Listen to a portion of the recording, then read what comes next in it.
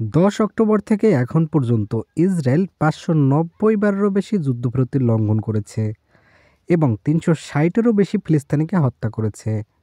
২ বছরের আগ্রাসনে গাজায় মৃতের সংখ্যা ৭০,০০০ ছাড়িয়েছে। যুক্তরাষ্ট্রের প্রেসিডেন্ট ডোনাল্ড ট্রাম্পের করা ২০ দফা পরিকল্পনা অনুযায়ী এই ধাপে ইসরায়েলের উচিত ছিল হামলা বন্ধ করা, সেনা পিছিয়ে নেওয়া এবং পর্যাপ্ত সাহায্য ঢুকতে দেওয়া, পাশাপাশি বন্দি বিনিময় করা। কিন্তু ইসরায়েল তা করেনি। নেতানিয়াহু এখনও বলছে যুদ্ধ শেষ হয়নি এবং হামাসকে অস্ত্রহীন করতে হবে।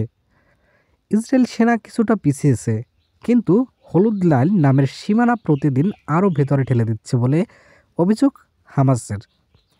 এর ফলে মানুষ বারবার নতুন জায়গায় সরে যেতে বাধ্য হচ্ছে এবং অনেক সীমানার কাছে গিয়ে নিহত হচ্ছেন। সম্পূর্ণ অবরোধের কারণে গাজার দুর্ভিক্ষ তৈরি হয়েছিল।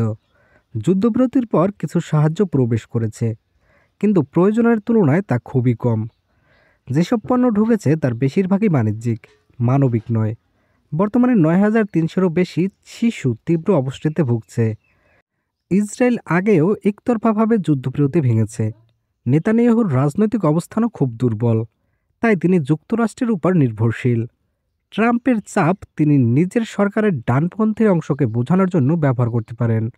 যুক্তরাষ্ট্র সমর্থিত পরিকল্পনা অনুযায়ী গাজার দৈনন্দিন প্রশাসন চালাবেন রাজনৈতিক দলহীন টেকনোক্র্যাটরা।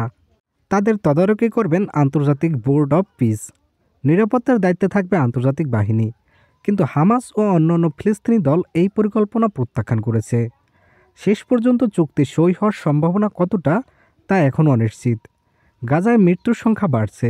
ইসরায়েলের অভ্যন্তরীণ রাজনীতি অস্থির হয়ে উঠছে।